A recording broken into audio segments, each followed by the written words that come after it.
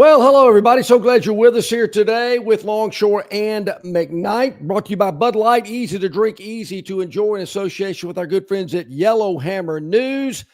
We've had the cocktail weenies, the loaded fries, the fried pickles. Now it is time to get to the main course. The appetizers are over. The overpriced, under-delivering appetizers are over. Why in the world anybody eats diced bites of alligator? Beyond me. Yeah. But we don't have to deal with that anymore. Football is here. And we are all about it here on the show. This is really game week. Yes, it is. Yes. Yes, Troy, Auburn, Alabama, just about everybody else teeing it up this week.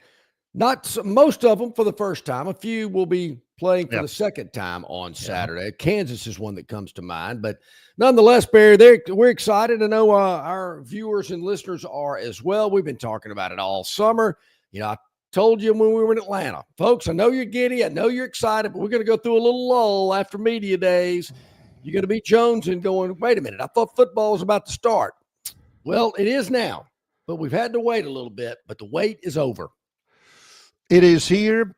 It is game week. For Auburn, it's a little bit of an earlier game week than for everybody else. Auburn is actually going through, I guess it would be today, their Tuesday practice on a Monday, because Auburn plays on Friday against Baylor. As a 2.5 road favorite in Waco on Friday night. Auburn the favorite in that game. Is it my imagination, or is that one really bounced around a good bit? And why? You're right. Yeah, it has. Auburn came out as a favorite back in the spring. They were an underdog right about media days, about a 1.5-point dog. And look out today, they're a 2.5-point favorite on the road against a Big 12 team. Alabama on the road as well, as we mentioned. The Troy Trojans at home. You mentioned some teams will be going into week number 2. One of those are the fabled Nichols State Colonels. They played at home on Manning Field. You know, that's where they have the Manning Passing Academy, is down there in Thibodaux, Louisiana. Yeah. And they beat Incarnate Word. I like that team. New favorite. Yeah, I like them. 20-6. They will head to Troy this weekend to take on the Trojans, 6:00 Saturday night. So I don't want any state secrets revealed, and I don't know if you know this or not, just curious, but I got to think maybe a Troy coach or two, or was at that game? Maybe? Maybe taking a look. You know, certainly everybody was watching it. You know, you can watch it on ESPN Plus and get all the film and everything. Other than that, full disclosure, I had a women's soccer match to broadcast on Friday and one to broadcast yesterday. Troy won them both. Saturday, we spent with my son Jack and his wife Sarah and the grandchildren. Had a wonderful time. Live, I did not watch 1 second of college football. Kidding me? Not 1 second. Wanted to, but you know, had other priorities. Well, certainly much more important than watching a football game. I totally agree with that. Barry, I actually did watch. Now, you know how I watch. I mean, I didn't sit down and they kicked it off and I sat there till the game was over. I mean, come on. What do you expect? There's only a couple of schools that he will watch with a notepad. Actually, in my experience, there's only one school I've seen that he will watch with a notepad. Yeah. You know, the reason it was there, it was background noise, it was football, and why not, you know? You know, it's interesting you bring the notepad up. You know, one school that I watch, I don't need a notepad. It just firmly is ingrained in my brain. I won't forget it. The other one, I got to write stuff down. I don't know. That didn't look too good. Let's bring this up Monday. Yeah, that didn't look good either.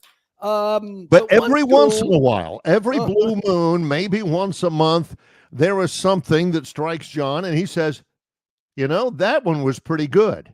Yeah. That one impressed me. Most of the time, it's like what he says. Oh, that needs work. Ooh, that what was that guy thinking? Boy, So I did watch bits and pieces on Saturday.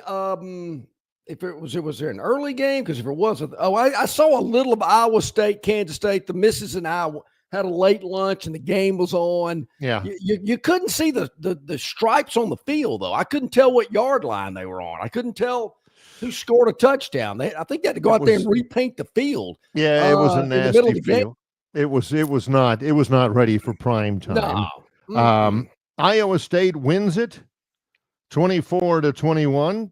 Yeah. Covered what? The 3, something like that. They were that. a dog. Yeah, sure were. They were a dog in that game. Iowa State wins that game 24-21. This is kind of what I love about week 0. I don't love it because all of the apps I use for scores. Yeah. Yahoo Sports, CBS Sports. There's another one that I use. I can't think of it right now. You look and you see, okay, here we are, week 5. Let me look at the week 5 scores. On every one of them, they begin all of the college scores with week 1. And I'm looking and I'm thinking, well, what about week 0?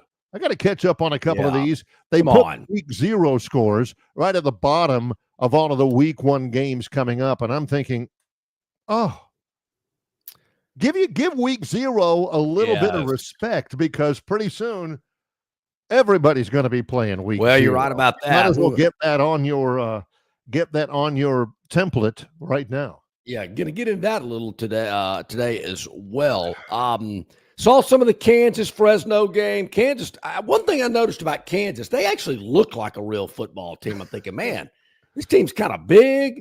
Got a pretty athletic quarterback. I don't know what's going on out in Kansas, but they kind of look good. Now, they're better. I don't know if Fresno just might suck, but I thought Kansas kind of looked like a football team. Probably, Barry, the most entertaining game, and I watched more of this game than any of the others that were on this past weekend, was Stanford at Hawaii. Yep. It was an exciting game. It went back and forth. Stanford, I don't want to give Hawaii too much credit because Stanford's terrible. They're bad. They're really bad. Andrew Luck's got a lot of work to do. He does. He certainly does. But I saw some guys that can play, particularly the quarterback for Hawaii. We talked about him last week. Yeah. He's a freshman. He's a left-hander. He kind of looks like Tua a little bit in his the way he throws and the way he runs around. Couple of talented wide receivers. Their O-line can't run block for nothing. But it was pretty entertaining game. So I was probably watching that one. Interesting venue in which they play out there in Honolulu. TC Ching. Yeah. It was actually bigger than I thought.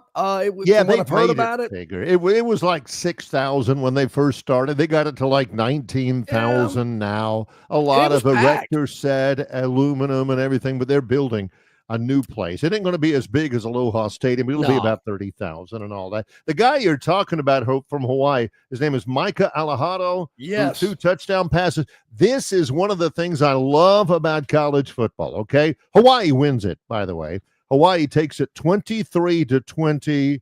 Barry, they a late field goal by field goal kicker from, I want to say Japan. He's Japanese.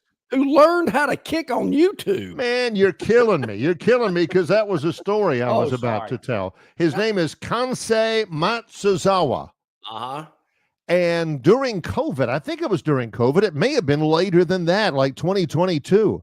He was hanging out in Japan, drinking beer, chasing the ladies or whatever you do when you're in Japan when you're young. And he and his buddies watched an American football game, and it just absolutely captivated him. So Kansei Matsuzawa, like John said, got on YouTube, figured out how to kick field goals, got pretty good at it, practiced, enrolled at the University of Hawaii. Yeah, how about that? Went out for the football team. Dude who learned how to kick field goals on YouTube in his very first collegiate game he's ever seen in person. 3 field goals, including one from 38 as time expires. Hawaii wins.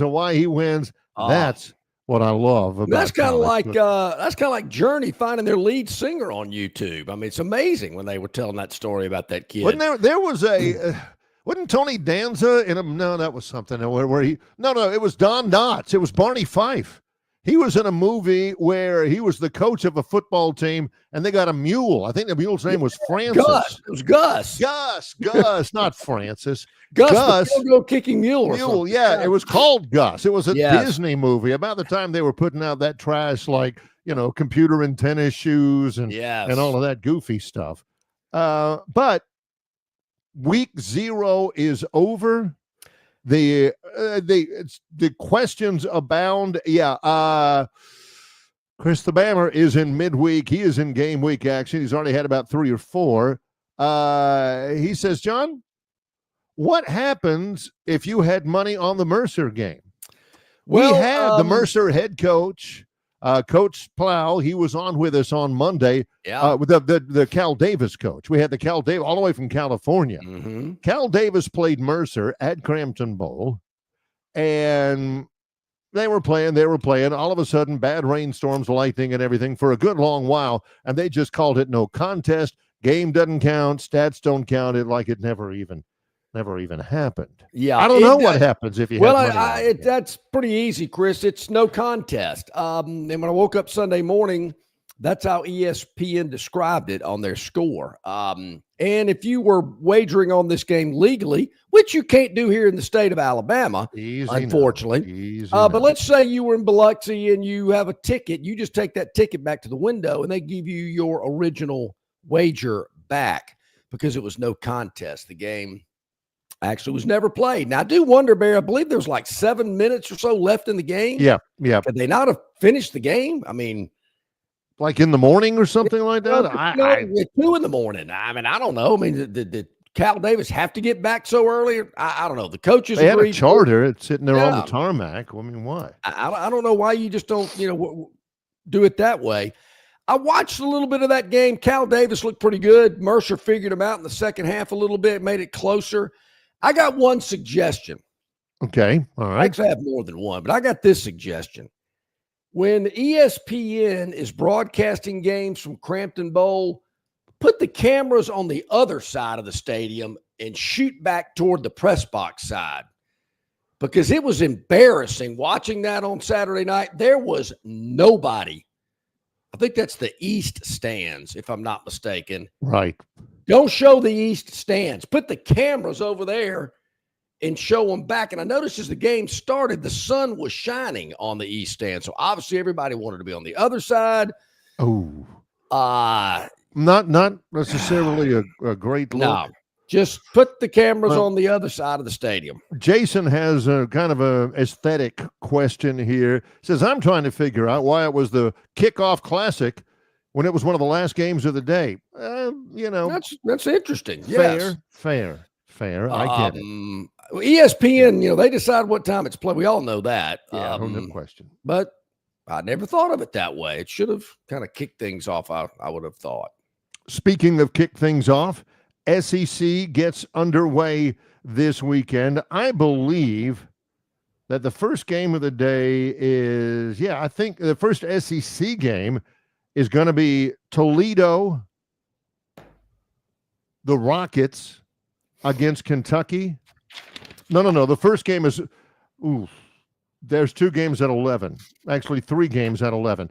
Texas and Ohio State at 11 o'clock. Tell me, this is a loaded question. Tell me which one you're going to hunker down in front of. Okay. Texas versus Ohio State at 11 o'clock on Fox on Saturday. Syracuse and Tennessee from Knoxville at 11 o'clock. Tons of orange. That's on ABC. Actually, I think that game's in Atlanta. It is. Right, I said Knoxville. It is Tennessee's home game. Yeah, it is Tennessee's home game. It is in Atlanta. Tennessee is a 14-point favorite. Or how many people are going to be watching Mississippi State at Southern Miss at 11 o'clock on ESPN? Not me. My plan, Barry, is to. Okay. Don's got a plan already. Obviously, hunker down to watch Auburn Baylor Friday night. And then when I wake up on Saturday, probably, go for a little run, a little workout or whatnot. If I miss the Mississippi State Southern Miss kick, so be it. Probably have Texas, Oklahoma, Ohio State on in the background. You don't want to, mentally, Barry, you don't want to be drained by 2:30. So you just got to kind of have it in the background. So you'll be ready for the 2:30 game, and then that rolls into the LSU Clemson game as well. You don't want to get burnt out too quickly. So you just kind of got to pace yourself on the opening weekend. But I'll have Ohio State, Texas on for sure. Yeah. That is important. You don't want to, be absolutely just spent at 2:30 for that Bucknell versus Air Force game. And Marshall and Georgia play at 2:30. No, forget it. No, not even thinking about that one. No Thundering Herd. It all gets going on Thursday. Got a lot of games on Thursday. Got a few on Friday. We're going to get to those when we get back. Also, Barry, bottom of this hour, Tom Lugenville, ESPN college football analyst, will join us here on the program. He'll kick it off, of course, sponsored by our friends at Riverbank and Trust, with locations throughout the river region. Go by and see our friends at Riverbank and Trust for all of your personal and business banking needs. Lugenville, bottom of this hour. All right, everybody. I know Chris the Bammer is putting the eye black underneath, getting ready to go. I know Dennis Mitchell is, doing up downs, getting ready. Oh, yeah. Limbering up the stretches, the calisthenics. Hope you all are here because we are in game week mode. He's John Longshore. I'm Barry McKnight. It's Longshore and McKnight in association with Yellowhammer News, presented by Bud Light. Score big savings at Stivers, Chrysler, Dodge, Jeep, Ram in Prattville during the kickoff savings sales event. New 2025 Ram 1500s up to $21K off MSRP plus 3.9% APR for 72 months or 1.9% APR for 72 months. It's your choice. New 2025 Jeep Grand Cherokees up to $11K off MSRP. New 2025 Jeep Wranglers up to $14K off MSRP or 1.9% APR for 72 months. New 2025 Jeep Gladiators up to $13K off MSRP or 4.9% APR for 72 months. And Ram 2500s up to $14K off MSRP. Alabama and Northwest Florida's largest volume Ram dealer is in Prattville at Stivers CDJR, where Price sells cars, trucks, and SUVs. 2209 Cobbs Ford Road and at stiverscdjr.com. It doesn't matter if you're running drills at the park, playing pickup on a Saturday, or sinking the final putt. When you compete with your friends with Michelob Ultra on the line, competition isn't that friendly. The trash talk, next level, and the stakes, those are crystal clear. With only 95 calories and superior smooth taste, it's the ultimate trophy. Superior is worth playing for. Michelob Ultra, superior light beer. Enjoy responsibly. Copyright 2025, Anheuser-Busch Michelob Ultra Light Beer, St. Louis, Missouri. Play to win big at Victoryland Casino, where the hottest, most exciting games are waiting for you. Big bonuses, giant jackpots, and rewards keep our guests coming back for more. Visit our Players Club today and check out this month's exciting free play promotions. You'll have more fun at Victoryland Casino, where you can be a winner too. Victoryland Casino, off I-85 exit 22 in Shorter, Alabama. Must be 21 or older. Okay, welcome back in, everybody. Glad you're with us here on this Monday. We mentioned before we went to break, Tom Lugenville coming up here at the bottom of this hour. And we got is it just me, or do we normally have this many games on a Thursday in the regular season? Wow, Friday. I mean, there are a ton of games on Thursday and Friday this week.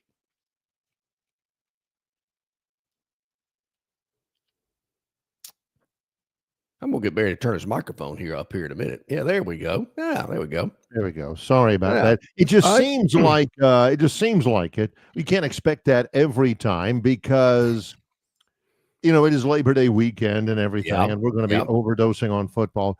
Again, this is kind of why I admire John, because he doesn't get caught up in all of the kerfluffle. I mean, there's a ton of Thursday games, but in the world of Longshore, St. Francis at ULM, Wyoming at Akron, Elon at Duke. Those games, unless there's an interesting number to them, that's not even on his deal. for Thursday. No. Heck, man, Nebraska and Cincinnati and Kansas City barely makes it on there. I mean, Missouri's hosting Central Arkansas on Thursday night, SEC Network game. Why do you this is John, Central Arkansas. I've done games from there. It's in Conway. They got the purple turf on their football stadium. It's FCS. It's 1AA football. Why do you move that to Thursday? I'm with you. It's because TV does it. It's because TV wants it. Okay, if that's the case, why does TV want it? Barry, here's one I've never heard of before. Okay. Wagner, is that like Lyle Wagner taking on Kansas Friday night? Where is Wagner? Wagner, actually, Lyle Wagner spells it like Jabbo does. It's Lyle spells it Waggonner. Not only did he play on the Carol Burnett show, but also he was Steve Trevor on Wonder Woman with Linda Carter. Right. Big moment of appreciation for Linda Carter. But it's Wagner. I think Wagner, I know it's in New York. It may be on Long Island or someplace. That's a new one. You got Stony Brook at San Diego State. I know for a fact Stony Brook is on Long Island. You got all those schools trying to get in on the football train. Upper Iowa at Drake. I don't want to have people clicking off. I mean, what I'm saying is Friday. John's right. There's a ton of Friday games. But in terms of, as we go Joe Tess on you and say, due to a lack of interest in many of those Thursday games, we'll only talk about the existence of one or two. What I don't see, what you cannot expect to see, is all these Friday games every week. No, there are a bunch. John from Wetumpka's in a pickle. Yep, he says, what am I supposed to do Friday? Auburn is playing and my Wetumpka Indians play their first home game? That's easy, John. That's an easy solution. Sure. You watch the Auburn game and get your laptop out and watch my buddy Gavin Baxley televise the game on the Wetumpka Indians television network on your computer laptop. Or your phone. Wetumpka Indians under head coach Bear Woods, who's been a guest on this program That's before. True. Former Troy linebacker, former CFL All-Pro, or whatever they call him in the CFL. That's what you do there. Gavin Baxley is my guy. I got to tell you, John, from personal experience, I think I've shared this with our viewers and listeners before. When both my daughters were playing volleyball, there'd always be some tournament on a Saturday. Volleyball season's going on now in high school. So there'll be some tournament in Birmingham or Mobile or whatnot. And you're kind of going, really? Really? Have I got to go down there all weekend? But John, being an exceptionally good father, he wouldn't gripe. Oh, well, to himself. Yeah. Maybe to the little lady, but, he wouldn't, he'd be there, but, Well, me, along with every other daddy, was sitting there like this in the gym. Everybody's going, what are they, Poor little skinny 5 foot tall sophomore girl is about ready to serve for John's daughter's team, and she's just about to throw it up in the air, and all of a sudden she hears a huge roar from the crowd. She drops the volleyball and then what's going on? Well, hey. 55-yard touchdown pass. Actually connected with somebody, John, you got to take that phone, my man. John's over there. They're playing. They're right in the middle of a long volley. John's looking at the guy behind him like, There's no doubt about that.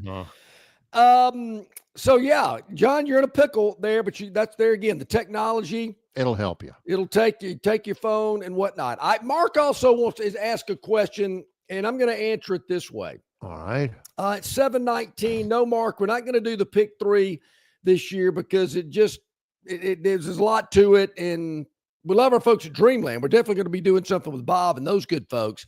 But the pick 3 just kind of got a little crazy. So, in its place, so to speak, our man Lyle at Marguerite's Exquisite Jewelry has stepped up. We teased this last week. It's a big deal here. So what you're going to do, it's the Marguerite's 1 carat diamond. That's C-A-R-A-T. Yes. 1 carat diamond giveaway. It is a lab-grown diamond valued at $500. Pick the exact score for both Auburn and Alabama each week in their games. We need a score for Auburn and Baylor this week, and Alabama and Florida State. If you pick the exact scores in those games, you're winning the $500 diamond. If we have multiple winners, we'll put them all in a hat and draw it off. It is limited to 1 entry per person, per household, per game. Enter anytime this week up until kickoff time, but you can only do it once. We just told you that. Longshore and McKnight at gmail.com is how you get your picks in. And Barry, every weekly winner will go into a pool to pick the score in the national championship game for a 1 carat natural diamond valued at $3,000. How about that? $3,000. All you got to do is be exceptionally good at what you guys say you are anyway. I know it. And that's picking football games. A lot of so-called experts out there. We're going to see how good you are. And this is sponsored, of course, by our friends at Marguerite's Exquisite Jewelry. They make it. They really make it. So go by and see them out there on Vaughn Road in Pepper Tree, adjacent to Chappie's Deli. Lyle and the gang, they will take care of you. So we'll get into this throughout the week. We'll get into the X's and O's of this, especially early as it pertains to Auburn, because they play early. They play Friday night. And that pick, Barry's got to be in before that foot hits the leather. Which will be at 7 o'clock Friday night on Fox from McLean Stadium in Waco. This is... Let's just make it easy and say 7 o'clock, because if you come in here at 7:04 and you pick the right score and you think you won, you hadn't. You have not. Because we got it time-stamped, daytime, of the whole deal. But it is maybe the biggest opener Auburn will have played in 5 years or so, for several different reasons. Just the size of it. We're going to get into some of the X's and O's and what John and I are expecting in the game throughout the week. But this is year 3 for Freeze. Year 3, hadn't had a winning record yet. His reputation, John, has been built on offensive football and quarterback play. Well, the offense has not been very good, and the quarterback play has not been of a nature where you can win a lot. Well, this is the first of 3 Power 4 road games in the first 5 games of the year. At Baylor, then a couple of home games, then at Oklahoma, at Texas A&M. Both those clubs are ranked. This is the debut of Jackson Arnold, who is supposed to be the guy whose skill set really fits what Freeze wants in a quarterback, much more so than Peyton Thorne. This is the debut of an offensive line that really needs to start doing a couple of things that you expect offensive lines to do, like block defensive linemen who are rushing passers. You know, Barry, I believe it's Auburn's first true road game, not a neutral site, since they went to Southern Cal and played in the Coliseum. That was, 20 years ago? That did not go well at all. When we get back, our man Tom Lugenville, ESPN college football analyst, back with us again this fall. So excited about that. We're going to get Luke's thoughts about, week 0, but of course, week 1 in college football. It's Longshore and McKnight in association with Yellowhammer News, presented by Bud Light. Located just 8 miles north of Alabama's state capital, Capitol Hill features 3 18-hole championship courses. With more than 1,500 acres of golf and nature, the pure magnitude of this facility is amazing and allows each course to be drastically different from the others. Capitol Hill also features an innovative 360-degree driving range, 400 yards in diameter. Capitol Hill offers a fully stocked pro shop with the latest equipment and apparel. Great food and beverages in the clubhouse can be enjoyed both before and after your round. Get your group together and hit the trail. Go to rtjgolf.com/Capitol Hill for tee times and more information.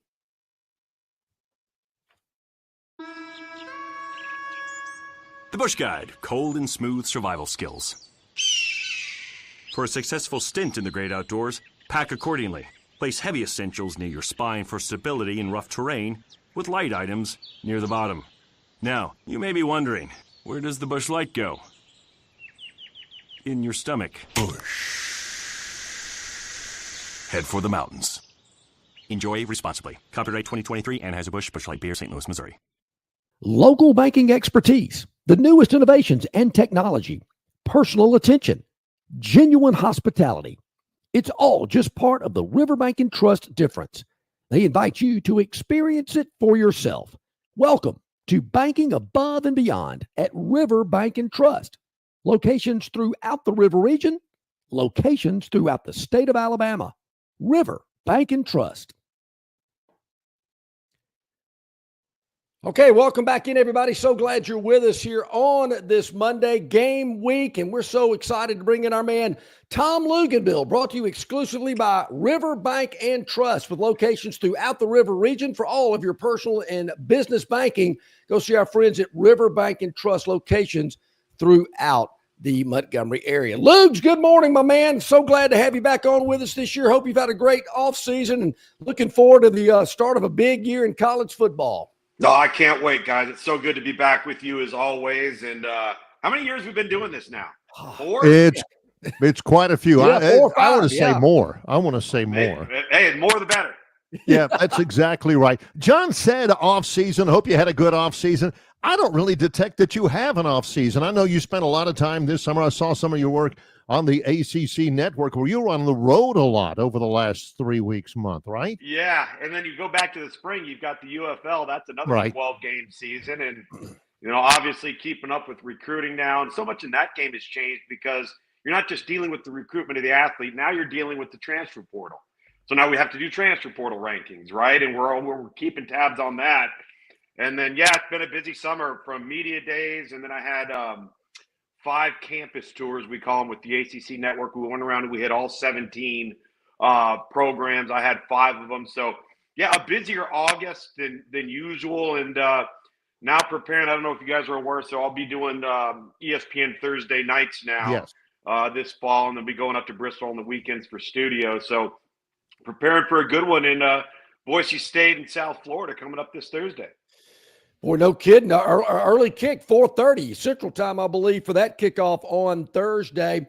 Let's just start with the ACC. You mentioned that. I'm hearing a lot about Clemson. I've been high on them since last spring. Sure. Talk to us a little bit about Clemson, and is there anybody there in the ACC that could give them a fight to win it all there in the ACC? Well, I think when we start off the conversation with Clemson, we have to give a lot of credit to Dabo Swinney, because what's been taking place the last 3 or 4 years? Oh, Dabo, you got to go in the transfer portal. You have to completely reverse your entire philosophy. You have to change. You have to do what everybody else is doing. And he said, no, tap the brakes. Here's what we're going to do. We're not going to deviate from our plan. We're going to identify, recruit, retain, and reinvest NIL in players within our program that have produced for us. So now all of a sudden you maintain some consistency within your roster, and you identify and hit on some important factors over the course of the last 3 to 4 years. This is a program that has not had a revolving door like it seems everybody else has. They have not been changing over 30, 35, 40, 45 players like everybody else has. And as a result, there's no cracks in the foundation, all right? You have a high percentage of retention, and they corrected the quarterback position, the offensive line position, and the wide receiver position over the last 2 years. And now what you see is a true national title contender. In fact, I'm surprised they weren't the number 1 ranked team in the AP preseason poll. When you just look at them on paper and you say, what are the components you have to play for or win a national championship? You got to have tremendous quarterback play. You got to be dominant in the offensive line, dominant in the defensive front, and all of those spots I just mentioned have high-level draft choices. So on paper, when you look at what they're bringing back, and they're a program that's used to dealing with high expectations, I think they're going to be really good. As for the rest of the conference, I think the quarterback play is going to be really strong, guys. That's what gives this conference a chance to bounce back in to the national picture. But here's one really critical thing. They have to win their non-conference games. They have to go out, and Clemson needs to beat LSU. Miami needs to beat Notre Dame. They have to have those types of performances to change the narrative and gain some momentum coming off of week one. That means Thomas Castellanos has to ball out at home against Alabama week one, too, right? What's the capability there? On physical ability, the capability is strong. The one thing, and I've broadcasted 4 of Tommy's games over the last 2 years, so I've seen him an awful lot. I've seen him at his very best, and I've seen him not play very well. And, my critique of Thomas Castellanos, I always nicknamed him Diet Kyler Murray, because he looks just like him. He throws just like him. He moves like him. My critique has been when things haven't gone well for him, he hasn't responded well. And he doesn't seem to recover. When things are going really, really good and he gets hot, he is an absolute nightmare to defend because he's so athletic. He's a much better passer than he gets credit for.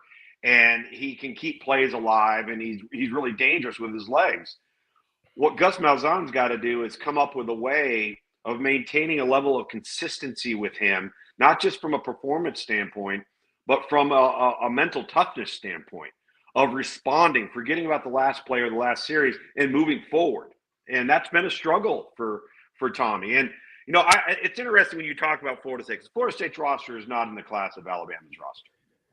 But Florida State is a prime example of what happens when you make good decisions in the portal and when you make bad decisions in the portal. And if you remember that 2023 team that Mike Norvell had, all right, every impact player on that team was a transfer, almost all of them. You fast forward to 2024 and you look at the decisions they made in the portal in 2024. It absolutely wreaked havoc upon them, starting with the quarterback position. So now you look at Squirrel White coming over from Tennessee, Deuce Robinson coming over from USC, obviously Thomas Castellanos, the addition of Gus Malzahn, having worked with Tommy Castellanos before. I think Florida State's going to be improved, but I'm kind of sitting back and waiting to see how improved they are. Because Florida State, if there's a criticism, has not done a great job of identifying and retaining and developing their high school prospects. And that's still got to be a component of a college football roster. Tom, all summer long, through preseason camp, everything I'm hearing out of Tuscaloosa is great. I mean, almost bordering on the giddiness level. I mean, the people that are covering Alabama on a day-to-day basis, everything's great. And when we have them on the show, the first thing I ask them is, well, tell me what's changed in 9 months. What do you think? I think a lot of it is they are now much further past the transition. You don't just replace Nick Saban, guys. You don't just, after 17 years, come in and have everything be rainbows and unicorns. And remember, there were a lot of people this time last year that were looking at Alabama saying, boy, if we go 9-3, we'd be really pleased with that. Well, you did, and you weren't very pleased with it. And it was because of how it looked. It wasn't the final record, but it just didn't feel quite the same. I think one of the reasons why people are excited is you're in year 2. You look at Kalen DeBoer's history. You look at what he's done past the transition year. You likely have a quarterback that is a better fit now for what they truly want to be on offense. Ryan Grubb is a renowned offensive play caller and designer of offenses who is like this with the head coach. I think that's important. You're 2 with Kane Womack on the defensive side of the football. And they've done a nice job in recruiting. They've done a nice job in retention. And I think now that everybody has realized this isn't Nick Saban's program anymore, and they're past that, and they're embracing what the future could be under new leadership, and that it's okay, right? Like everything changes. At some point, tenure is going to come to an end. I just think it gave everybody else a chance to take a breath and then feel positive about some of the things that are coming out of Tuscaloosa. Likewise, Auburn opens early. They play at Baylor on Friday night. Critical year for Hugh Freeze in his 3rd year Does he finally, in your estimation, have the quarterback that kind of fits what they want to do, and how important are the corollary pieces around him?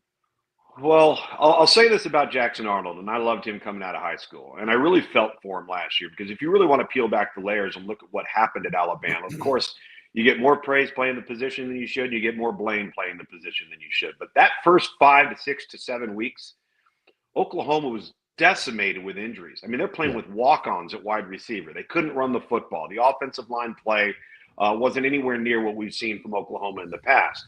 I think pressing the reset button and getting into a position where you're going to have playmakers around you. The wide receiving core is really, really strong. I think that when you bring in Horatio Fields, you bring in Eric Singleton, you've already got Cam Coleman. I mean, they've got weapons. But it doesn't look like throughout fall training camp that this was just a runaway, pull away Jackson Arnold show. You know, we've all seen some of the clips online of Hugh Freeze laying into Jackson Arnold for not getting the ball out to the flat. I was literally watching that clip, and I looked at the clip, and I'm watching him hold onto the ball, hold onto the ball, hold onto the ball, while the guy's sitting there in the flat by himself. And then that's where Hugh Freeze just absolutely lost it.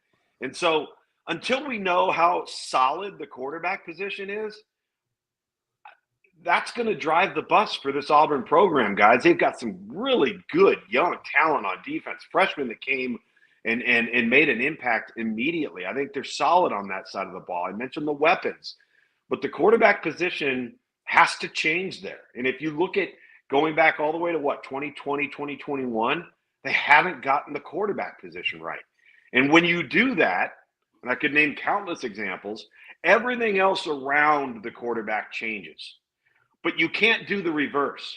You can't say we're elite here and we're elite here and we're elite here, but we're average to below average at quarterback. That doesn't work. You can be below average or steady or consistent at all the other positions and have elite quarterback play, and then that fixes everything else. So that's what we got to find out. And you're going on the road into a hostile environment versus a team that's returning the bulk of their roster, a running back in Bryson Washington who is a dude.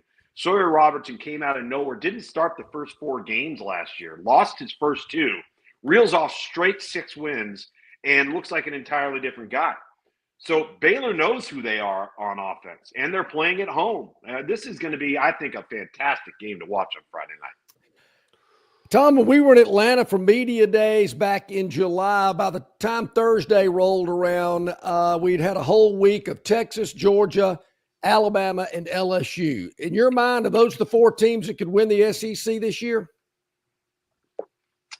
Yes. I still think that, and I hate saying this because I know what the schedule is, but I think Florida, if DJ Lagway stays healthy, is a problem. I mean, you look at the end of last year, guys. Would you have wanted to play Florida the last 4 weeks of the season? Totally. That's Ole Miss and LSU. Yeah. They were a handful, and they had gotten it right, and everybody was buying in, and they found their quarterback. As I just mentioned, all of a sudden, Florida with DJ Lagway is a different Florida football team, right? And he really galvanized that roster and stayed in the coop. And so I think they're very, very interesting. I think South Carolina is very interesting. Again, the schedule's daunting, but the quarterback is such a special player that he gives you a chance. And I don't know if this team is a contender, but I think that Oklahoma is going to be vastly improved. The quarterback is legit. Where Oklahoma's really, I think, failed to meet the mark is they haven't been the team we've been accustomed to seeing over the last decade in the offensive line at the running back position. They've missed at the running back position for 4 or 5 years now in terms of having like a difference maker. Now they bring in Jaden Ott from Cal, who is really talented. I broadcasted some of his games, but guess what? He's hurt all the time. Yeah. So you got to stay healthy. Your best ability is availability, right? I think that when you look at the teams that you mentioned, you know, Georgia's the one that you say, okay, we saw some glimpses of Gunnar Stockton, all right, and we liked what we saw, but you're still losing a ton of experience from Carson Beck. So how far along does Gunnar Stockton come? And in fact, guys, I mean, if not to completely deviate here, But I think the biggest storyline in college football this year is I would make an argument, and I'm going through the list, and I'm running down every conference. I think this is the best returning production of quarterback play we've seen in college football in the last 20 years. Oh, wow. Look at it. With that being said, what's also interesting is look at how many blue blood programs are having to replace their quarterback. Yeah. Michigan, Ohio State, Texas, right? The list goes on and on. Georgia. There are so many. Alabama's another one. All of the programs that you look and you say, hey, those are college football playoff caliber teams. They're top 4 caliber teams, but we don't know what their quarterback play is going to be yet. And I think that makes this whole entire thing so intriguing because that's going to be a lot of fun to watch. I mean, and it starts week 1. What are we going to see in the horseshoe, right? What are we going to see from Notre Dame and C.J. Carr? We don't know. We know Carson Beck and what he's going to be for Miami. So that, to me, from a storyline perspective, and it's college football, and you look at it in its entirety, leads the charge for me. Other than, I don't know, providing loaves and fishes for the masses, I don't know that there's anybody that's being really fair about the abilities of Arch Manning. There's not much more. It's going to be hard for him to live up to the hype. Is he worthy of all of this? I mean, is he him? Well, we've talked about this, I believe, last year, and I've been very vocal about my praise and appreciation for the blueprint that they laid out for Arch Manning. Whether it was the family, whether it was Sark, about how are we going to get from point A to point B without throwing you to the wolves. And they did a fantastic job of it. They spoon-fed him. They redshirted him. They played him in limited time. He had the opportunity to start last year, played well. But if you were to just take Arch Manning and all the hype, and they would have just thrown him on the field as a true freshman, would he have been ready for that?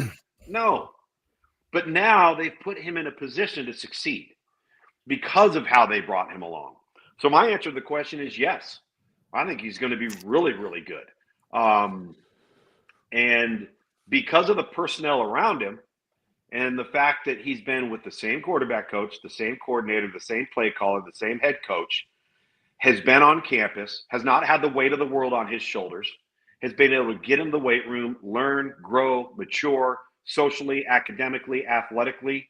He's an entirely different player now than he was 2 years ago, even though he has limited play experience. And I think that is why he's going to be successful.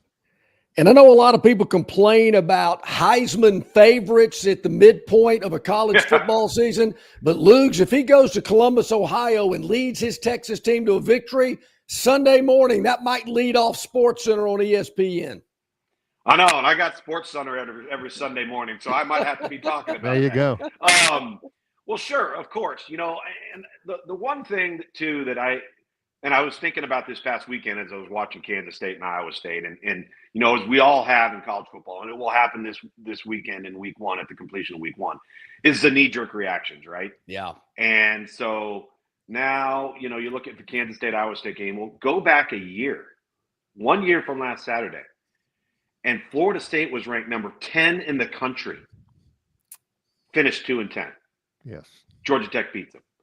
So I think we got to avoid doing some of that, and that relates to Heisman prognostications off of one game because there's so much football ahead of everybody. And listen, somebody's going to get beat this weekend that shouldn't. Yep. Right? Somebody's going to get upset that shouldn't. Maybe some of those new quarterbacks we referenced don't play very well. And what are we going to do? We're going to say, oh, my God, so-and-so doesn't have a quarterback. The sky is falling. This whole thing's going to come to an end. And then I go back and I look at the 2014 season, and Virginia Tech with a below-average team goes up to the horseshoe and beats Ohio State, and not only beats them bad, right? The very next week, that Virginia Tech team lost to East Carolina at home. Yeah, they did. And what did Ohio State do? Went on to win the national championship on their third quarterback. So we got to have some perspective in terms of early returns in what we see, because it doesn't define the season. My final question, do you know people in college football behind the scenes, donors, benefactors, or whatever, who would absolutely sign up to the Michigan model where they win a national championship 2 years ago, and then this last couple of weeks they get a notice from the NCAA that they're probably going to end up getting financial penalties, nothing else. It may cost them somewhere around $33 million. Do you know donors that would say, hey, absolutely, I'll sign up for that every year? I don't even think I have to know them. I just know the answer is yes. Listen, this is a terrible message, but why should anybody be surprised? Yeah. This is the NCAA, right? They're not going to chop a Michigan off at the knees. Like if you're the Louisville basketball program, they took a banner down.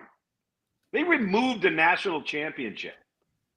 And these guys cheated their way overtly and brazenly to a national championship. When all of it, remember when we were talking about Jim Harbaugh in Michigan and they couldn't beat anybody that was any good and they couldn't beat top 10 teams. Right. And all of a sudden everything started changing. Okay, well, they recruited well, they developed well. I think everybody agrees that Jim Harbaugh is a really good football coach, but you don't see any correlation here. And then now when you know about it and it's been proven, it's been documented, you don't take either scholarships away or coaches off the road or have a 2 or 3 year postseason ban. You don't do any of that. I mean, come on, man. It just sends a horrible message. All right, Luke, I know you're busy the rest of the week, always busy every minute of the day during the football season. Thursday night at South Florida on up in Bristol for the weekend. Let our viewers and listeners know how they can catch you. Probably too much. College Football Live today on Monday. Okay. ACC PM on ACC Network each and every Monday. College Football Live each and every Tuesday. And then I'll be going, actually, this season, I just signed a new 3-year contract. I will be going from my Thursday night ESPN booth assignment. Then I will fly to Bristol on Friday. I'll have a 2-hour show on ACC Network from 5 to 7 Eastern Time Friday night. Then I will spend Saturday with SportsCenter Hits in ACC Network studio from about 3 till 1 in the morning. And I'll wake up on Sunday and I'll do SportsCenter Hits Sunday morning to recap the day before finally get to flying home to Charlotte, where I will be here for a little under 36 hours before I start it all over again. And he squeezes in about 15 minutes for us. What a guy. Unbelievable. Each and every Monday, baby. Appreciate it. Thank you, Tom. Taxes and Longshore McKnight. Love it. Thank you a bunch, Tom. Thank you, buddy. See you next week. That's right. Right. Tom Lugenville, ESPN college football analyst. He is a busy, busy man. We greatly appreciate his time each and every week with us right here. Great stuff. Great way to kick it off with Luge today, Barry. Golly, that is interesting stuff. It's always, always good. Got a couple of guys that have some new ones. Rusty Chandler said, I absolutely love the week before the season starts. You can't match the sense of excitement and fear happening all at once. John, I know people emotionally that are absolutely into the week before the game, and then absolutely the week after the game, we're going to go. We're not going to win a game. You know, I don't know. We got to fire the coach. I mean, people are so up and down. Oh, no doubt. I mean, we are there for it, man. Yeah, Friday. Now, look, if something doesn't go Auburn's way Friday night in Waco, no, we're not going to be on the air Saturday morning. It's called the cooling off period. But I don't know if Alabama and Auburn both lose this weekend, we might come on Sunday. You never know. Chris the Bammer got the stopwatch on Luge today. Listen. Wow.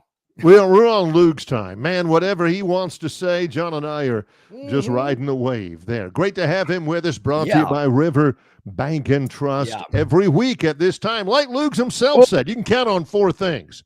Death, Texas, Longshore McKnight. That's happening for him. Well, it really is, Barry. And our good friends at River Bank and Trust, local banking expertise, the newest innovations and technology, personal attention, genuine hospitality.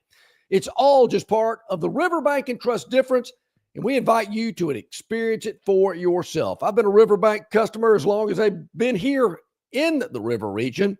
Great people, personal or for your business, they can do it all. For mortgages, wealth management, commercial accounts, personal accounts, River Bank and Trust. Go by and see them today. More coming up. It's Longshore and McKnight in association with Yellowhammer News, presented by Bud Light. It's the kickoff savings sales event going on now at Stivers Ford in Montgomery. New 2025 F-150s up to $16K off MSRP or 3.9% APR for 60 months. New 2025 F-150 STX 4x4s. Sign and drive lease for just $499 a month.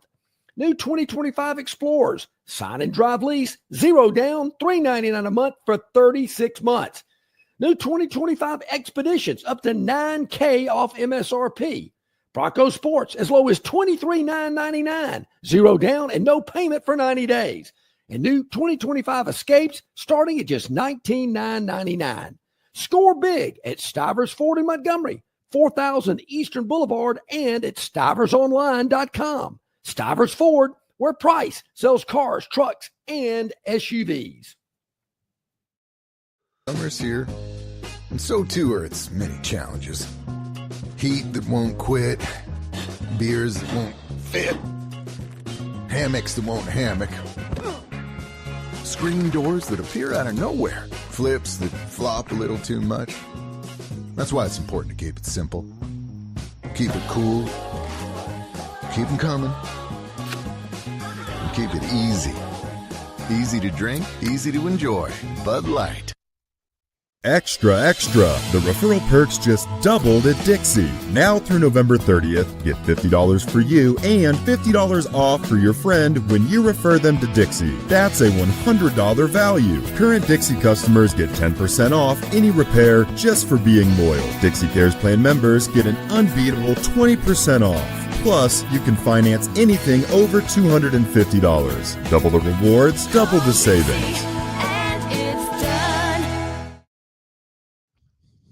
All righty, welcome back in, everybody. So glad you are with us. Couple of minutes to the top of the hour, Longshore and McKnight, in association with our good friends at Yellowhammer News and yellowhammernews.com. You can check us out there at yellowhammernews.com. Video content that's right up each and every afternoon about today's program. We're also on Facebook, YouTube, Instagram, X, Spotify, Apple iTunes. Check it out. Really appreciate so many people letting us know that they enjoy what we do here, whether they're watching, they're listening, they're doing both. Hit that like button. Hit that subscribe button. We really appreciate you doing that. It means a lot to us. I can promise you that. Barry, got to go tip the cap to our man Tommy Fleetwood. What a finish yesterday over in Atlanta at the FedEx Championships at East Lake. You kind of wondered, getting on like the 14th tee box, that long par three, he's sitting there trying to gauge it, figure it out, thinking, Tommy, let's go. Pull the trigger, my man. Whew, the more you think about it, the better chance you got of hitting it in the lake. But he was able to win the tournament by 3 shots. And what an emotional time for him. A guy that's come in second so many times. It's been a long, long time for Tommy Fleetwood. And to win that one and the $10 million check that went along with it wasn't half bad. Well, I got the first thing I thought of when I thought of Tommy Fleetwood and I saw what he had done, and bless his heart, is God bless Fred the Dorfman. Oh, yeah. My buddy. Known him forever, salt of the earth. John, every time over the last 3 years that we had a golf majors contest, whether on this format or otherwise, again, Death, Texas, Longshore and McKnight, and the Dorf picking Tommy Fleetwood. Mm-hmm. Finally, it's like Longshore when he said that soon someday the Iron Bowl ticket will be $100. Well, 20 years after he said it, it actually happened. Same thing with Dorf. Dorf can say, I knew it. Tommy Fleetwood, I told you that guy was going to be something. He finally wins a golf tournament. Dorf, I was thinking of you, first of all. Yep, he certainly does. Dorf, good job. I've not seen Range Pro's guest check from yesterday, but based on the ones I've seen in the past, I'm sure he had a lot of W's on that check with the Tour Championship yesterday. I know we did good stuff earlier in the week. Now, a couple of things. Not only has the football season started a little bit early, but Robbie from Greenville has started a little bit early as well. And, man, he has got the caffeine working. Mm-hmm. Auburn had nothing to do with the decision to play Baylor on Friday night. Did we bring that up? I'm not sure anybody said that Auburn it was Auburn's decision to play on a Friday night. It was a decision made by the Big 12 and Fox. Robbie says, I like to see much better Thursday night games. The NFL on Thursday has ruined college football. Disagree with that. I don't watch much. If I have the choice between NFL football and some of these Thursday night games, I'm watching college football. Robbie also, he brings this up. He trusts Kane Womack, finished in the top 10 in the nation in scoring defense for our 17.6.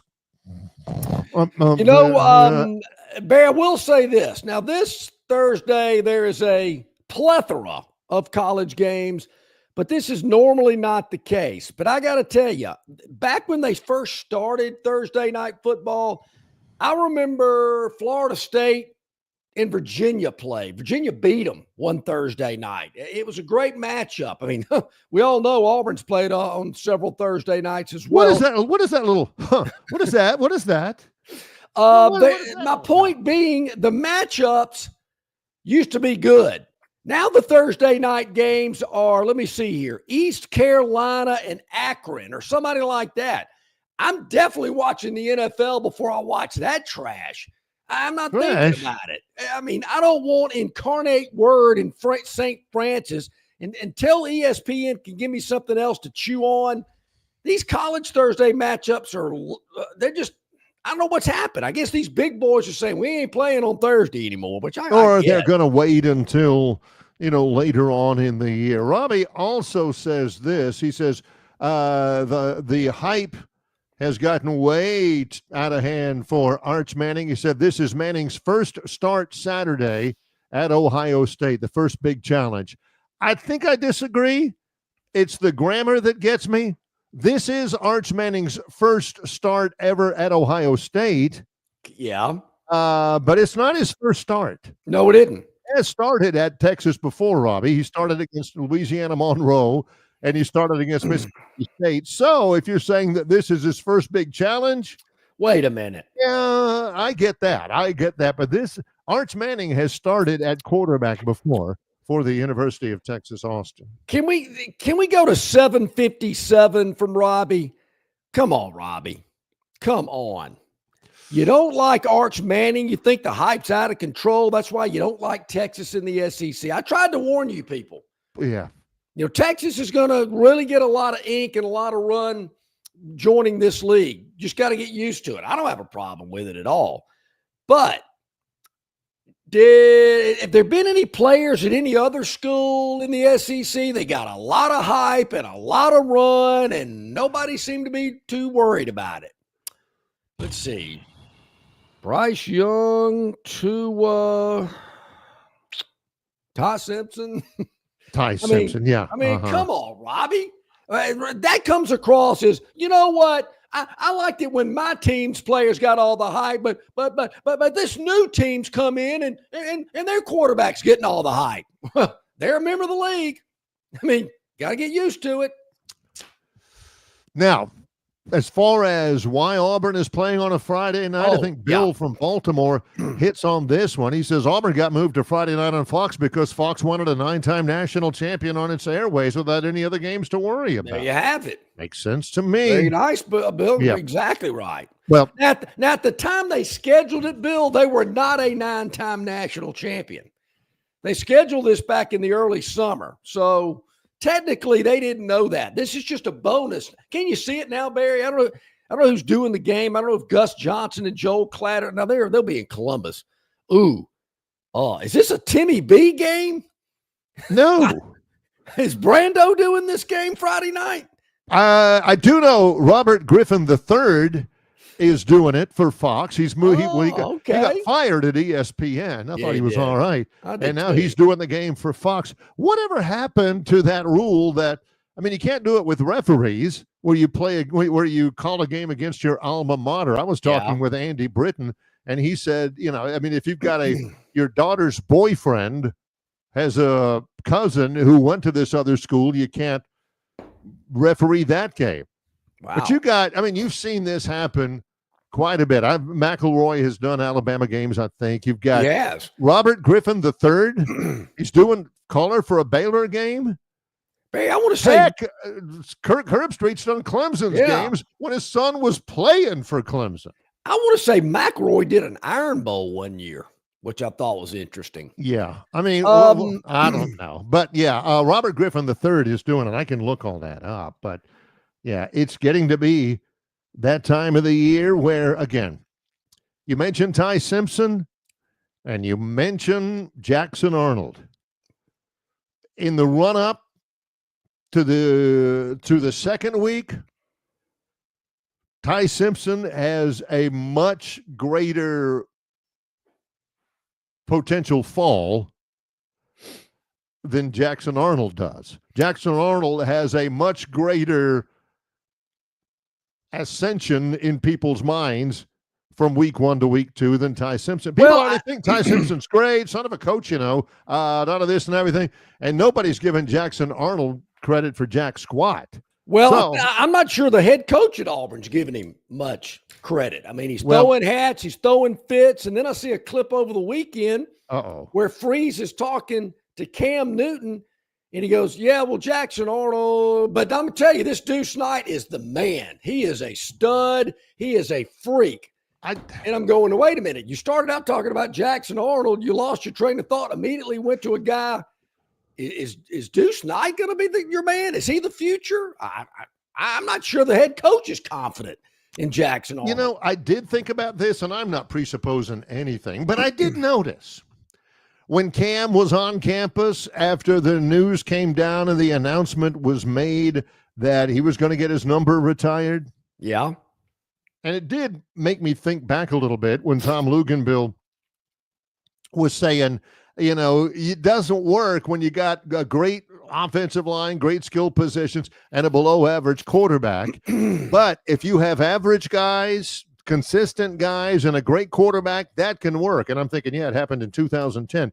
But when Cam came down to get to get into the press conference where his number was going to be retired, what did you see?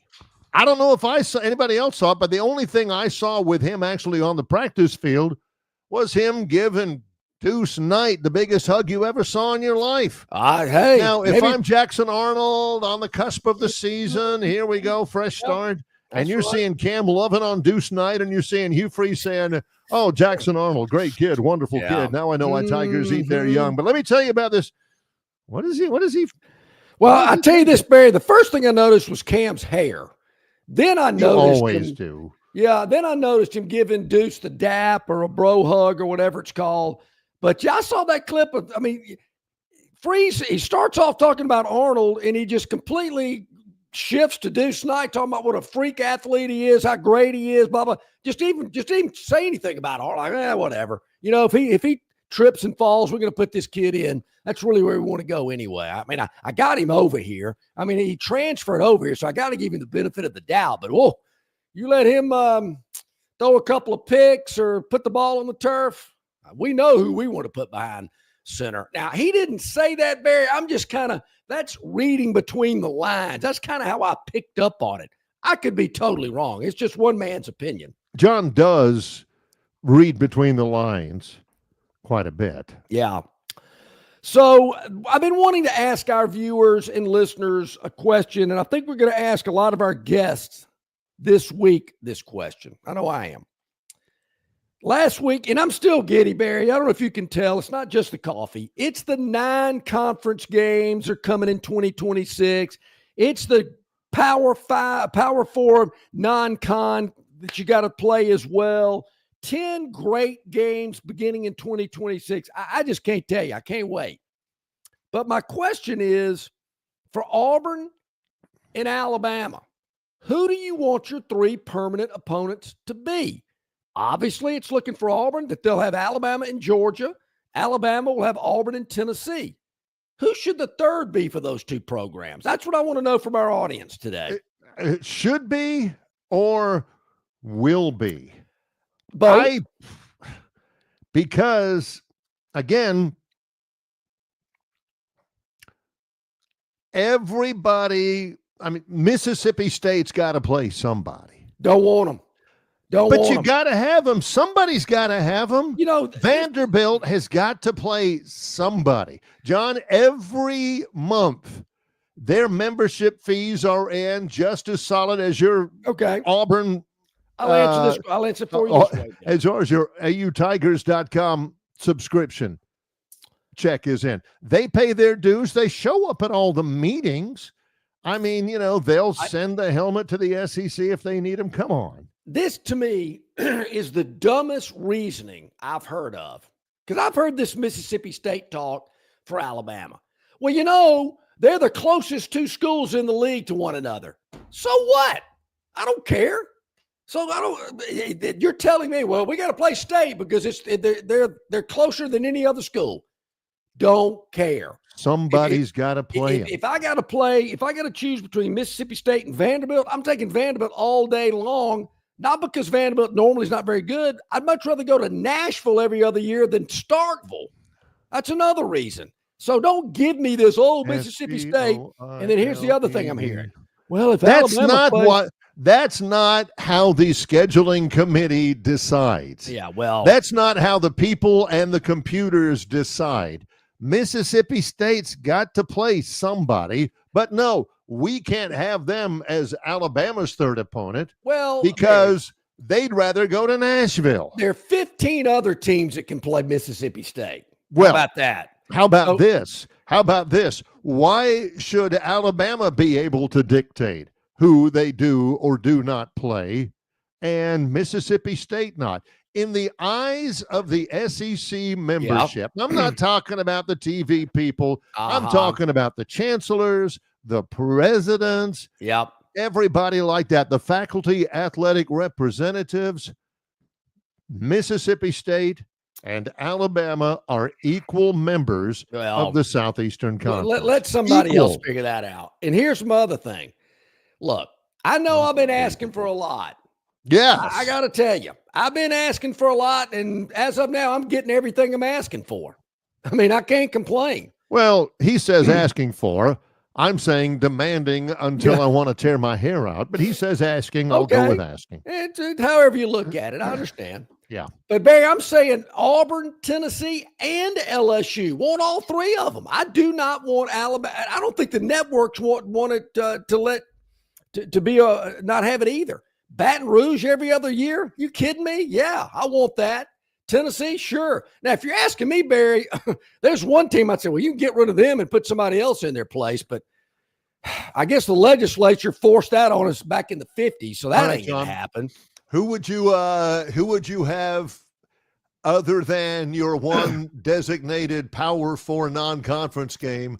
Who would you have as your three remaining non-conference games? Well, I guess would it be ULM?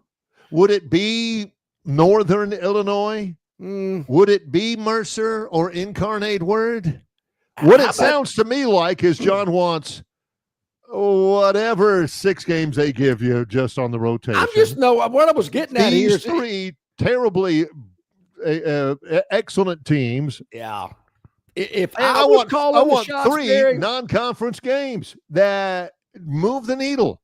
Now, I'm not saying. And if they don't win them all, I want to fire them. No, I'm okay. I'm there again. I can only be so greedy, and I've gotten what I wanted. 9 conference games, a big time non-con. The rest of them, those other 2, I ain't going anyway. All right. I don't care. But your point being, the point you were getting to. If Mississippi State has got to be on Alabama's schedule, okay, then get Auburn off of it and play State, LSU, and Tennessee. Done. You would rather have Mississippi State than Auburn, is what it sounds like you just said. Well, if they're wanting Alabama to play Mississippi State, somebody's got to play them. Okay. I mean, why is it the mindset that Mississippi State should be thankful for whatever the SEC shovels their way, but for Alabama, it should be you Well, Barry, there's help yourself to punch and cookies. Yeah. Well, it just sounds like a different vibe between two equal standing members of the SEC. One of them, throw them something. Yeah. The other one is like, so these don't meet our standards. These don't. I can live with that. There is this perception out there, Barry, that this started long, long ago in a galaxy far, far away. That back when bowl season rolled around, there was somebody that says they're going here and they're going there and we're going here. So why not schedule the same way they did the bowl games back in the 60s? That is the only thing from the 1960s that John did not want changed, evidently. Where you play your bowl games and against whom. Everything else from the 1960s, 6-game conference schedule, done. No national championship, get that out of there. Everything else John wanted to blow up. But he kind of liked when Bear said, okay, you're looking like Astro Bluebonnet Bowl to me. Barry, any team that goes to Southern Miss to open up the season, goes to Troy, UAB, where else they go? South Alabama. That is not a team Alabama needs to be playing every year. Not going to do it. Not happening. But you still would rather have them than Auburn if it came down to it. I know that rubs a lot of people the wrong way, even some Alabama fans. But I'm thinking, they got to play them? Really? Okay, I guess so. So Auburn, Tennessee, and LSU. Those are my three. And I know what people are saying. Well, man, Longshore, that's kind of hard on the tie. That's a pretty tough slate. So what? I mean, don't give me this. Well, we might lose. Well, you know what? You might win too. But if you do lose, Longshore will be one of the first ones. This guy's got to go. This guy has got to go. 9-4 doesn't cut it. Meanwhile, everybody else is playing Mississippi State or Vanderbilt or Arkansas or whomever. They can do what they want to do. If they told you to jump off the Empire State, all this kind of stuff. Does anybody, look, when you get the head coaching job at Alabama making $8 million, that's part of the deal. And if you don't win, you're out. It's that simple. You know that going in. And we're going to make it as absolutely difficult for you as we can, much more difficult than any other coach in this league. It's all about making the playoff. Once you make the playoff, it's all good. And if Bama has a schedule like that, and is also keeping Ohio State, Notre Dame on their non-conference schedule, because they're going to get rid of West Virginia. They're going to get rid of Oklahoma State, Virginia Tech. Those games, they're going to get rid of them. Yeah, they ain't playing those nobodies. Okay, all right. So they're going to keep these big boys. So, yeah, just get into the playoff. I don't like Mississippi State one bit. I mean, it's been such a breath of fresh air not having them on Auburn or Alabama schedule for that matter. I mean, I got some friends that went to state. I was about to say, man. When we get back, I want to know this about Auburn. Who are their three? I got some good, I think they're good, suggestions about who Auburn's third opponent ought to be. That's coming up. Longshore and McKnight. It's game week. Yep. We're in association with Yellowhammer News, presented by Bud Light. Phoenix Physical Therapy is ready to help patients recover, recharge, and rise. They develop a customized therapy plan for each patient to get them back to enjoying their favorite activities. Their experienced team is committed to providing exceptional care in a professional environment. Whether you're looking to prevent or treat an injury, recover from a recent illness, or recuperate from surgery, schedule an appointment with our clinic and take advantage of our physical therapy, athletic training, workers' comp, and employer solutions service. Experience elevated physical therapy today. Call Phoenix Physical Therapy at 239-9316. That's 239-9316. It doesn't matter if you're running drills at the park, playing pickup on a Saturday, or sinking the final putt. When you compete with your friends with Michelob Ultra on the line, competition isn't that friendly. The trash talk, next level. And the stakes, those are crystal clear. With only 95 calories and superior smooth taste, it's the ultimate trophy. Superior is worth playing for. Michelob Ultra, superior light beer. Enjoy responsibly. Copyright 2025, Anheuser-Busch Michelob Ultra Light Beer, St. Louis, Missouri. Why Hands? At Hands Heating and Air, you get this area's highest ranked service provider with 24-hour repair service, no overtime charges, and their same-day service guarantee. Plus, instead of other companies' 30-day repair warranty, Hands gives you a 3-year repair warranty. Hands Heating and Air is here for you 24/7, 365. And service is not just something they do, it's their way of operating, for you in mind. All of Hands employees are trained to adhere to this standard. They work hard to ensure that this standard is maintained, and they are constantly looking for new ways to better serve you. Call Hands Heating and Air today at 508-5382. That's 508-5382, or find them on the web at 834hands.com. All right, welcome back in, everybody. About 19 minutes past the hour. Before we get to Auburn, Barry, I'll tell you this real quick. I like Greg Byrne. Nice guy. But if he drops that Notre Dame home and away, I'm going to be super pissed. I'm just going to let you know, Greg, right now, don't do it. Why would he do it? Yeah, why would you do it? Is that a thing? Are you forecasting that? No, I just do think I do think there's a possibility. Don't know this, but I do think there's a possibility that one of these Power 5 non-conference games will get eliminated. Oh yeah. You know, there's several years that they have two Power 5 games in a season. I think that was done because they weren't real sure if they were going to go to 9. So I get that, but I just think they're going to get rid of. So I mentioned West Virginia. They play them next week. Next year. Right. But Florida State comes to town next year as well. I just don't know if they're going to do that. I don't know if they're going to continue to play those games. They're mentioned down the line. There are a lot of others that come. Oh, gee, I'm trying to look up a schedule. What have I got here? Can't get this thing to shut up. What are we looking at? We've hit a snag. My screen is locked up on me here. I can't. Okay. Anyway. I'm anxious to. Anyway. Okay. I think those kind of games are going to be done. I think they're out. All right, but I do think some of the big ones they're going to stick around with.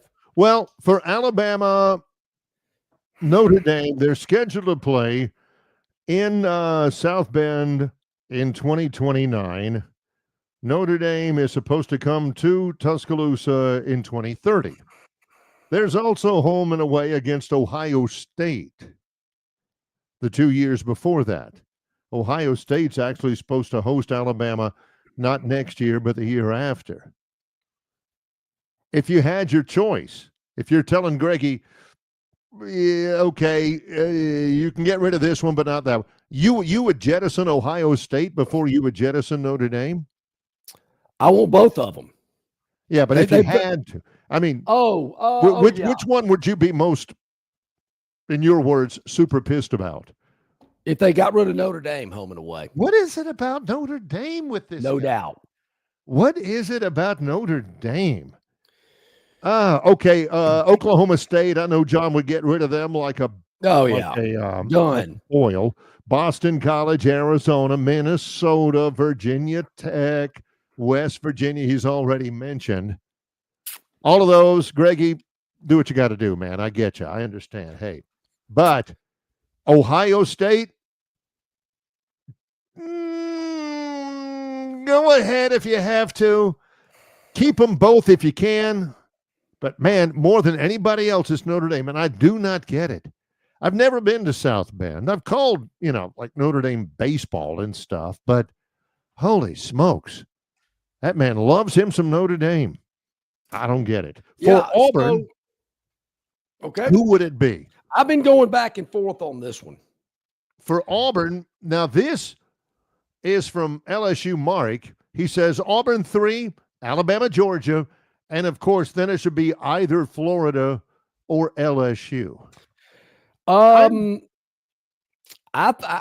leaning to Florida. I've heard so many Auburn people talk about, we love Florida. It was a great series. I don't know the last time Auburn and Florida played home and away.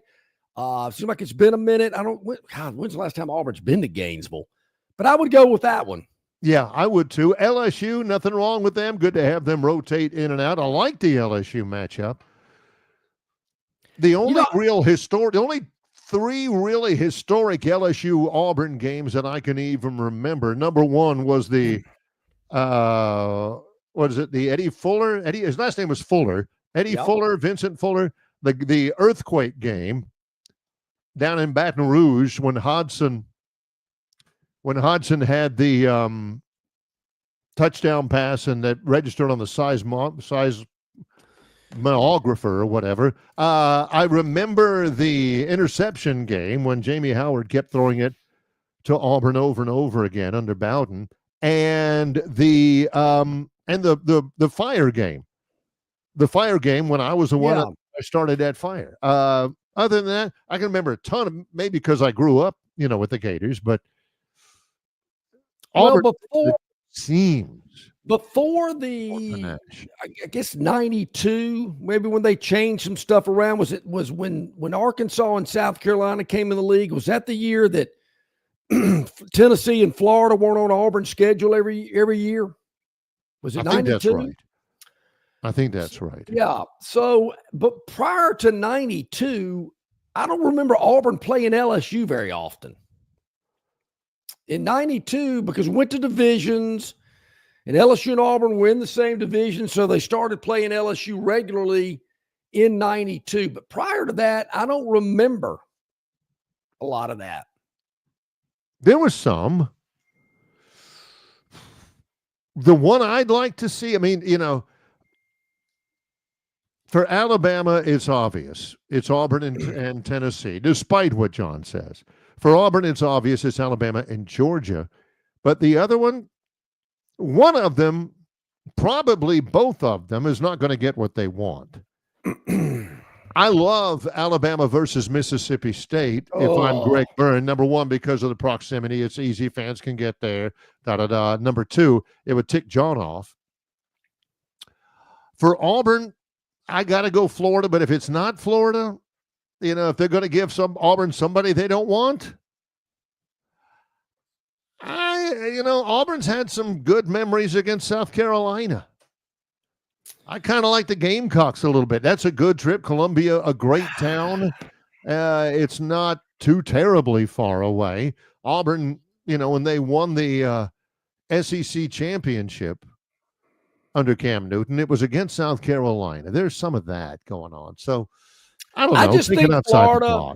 I think Florida. I've heard this Tennessee business, but they hadn't played Tennessee regularly since 92 either when they went to division. So I'm just not. I just like Florida. I don't know what it is about Alabama, Georgia, and Florida. Is that too much to handle? Does Auburn want Mississippi State? Because I tell you, team I have heard to be one of Auburn's permanent three is Vanderbilt. I'm thinking, what kind of history does Auburn have with Vanderbilt? Besides the time that game day was in Nashville and Vandy beat them 14-13. Yeah, Mackenzie Adams was the quarterback. That was the game that they had college game day. I've said this before, where the Vanderbilt student put up a sign that said, "Enjoy yourself, Auburn. You'll be working for us someday." Now, if you look at Auburn future non-conference, Auburn is in a much better spot than Alabama is with the new mandate. Auburn is wide open. They can make deals now. Miami home and away. Basically, it's Miami home and away, Baylor home and away. That's it. Everything else is fair game. Yeah. You got John Cohen saying, look, we're open for business. What am I bid? Anybody? A game with the 9-time national champion Auburn Tigers? Hit me up. Give me a phone call. Here's what we're going to get. I hope a good spot to be in. Georgia Tech, Clemson, and Florida State. Don't call those three schools up. Don't do that. We've been there. We've done that. We don't need them anymore. Branch out. Does it need to be when you're glorified Power 4 mandated non-conference game. That is going to be the game where the networks are going to have the most, the most torque. Are they going to be able to broker those games? Will Auburn let them broker those games? Hey, because Auburn has played Washington State before. Does anybody remember it? No, you do not. They didn't go out there to play them, though. They did not. Syracuse, they've done that. They did go to Syracuse and play. Here's what's going to happen. You're going to have an Ohio State or a Notre Dame or any one of John's Blue Bloods, a Michigan, and they're going to say, yeah, Auburn? All right, we'll do it.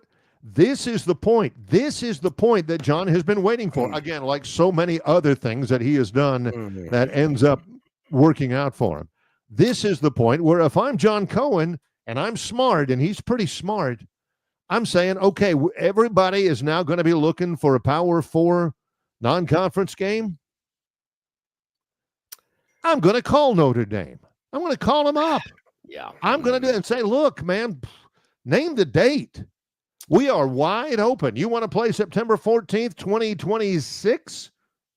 Let's do it. You want to play in 2031? Fine. I got 4 dates in 2031. You can take your pick and we'll make it work. Because Auburn hasn't locked into contracts, signed and notarized contracts.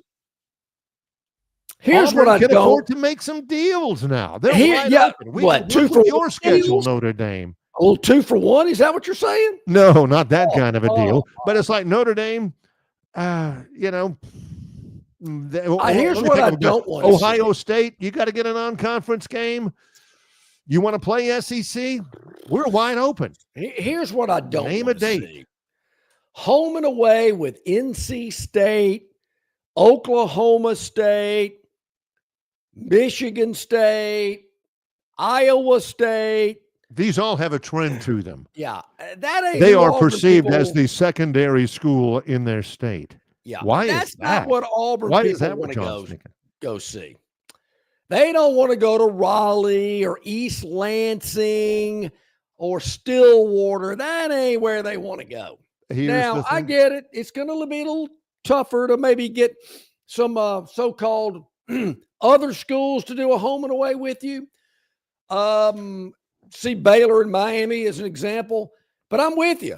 John Cohen, get on the horn and let's make some deals. You're in position. You got all these other SEC schools that have loaded up their non-conference schedule for years.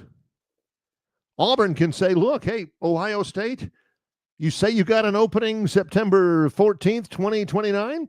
So do we. Yeah. Oh, I'm sorry, September 21st, 2029? We got that too. September 8th, September 28th, 2029? We can work with that. You just let us know. Don't take this the wrong way. Here we go. But I just don't see Ohio State agreeing to have a home and away with Auburn. I just don't see it. And there's no factual basis to back that up. There's not a body of evidence. It is that perspective of,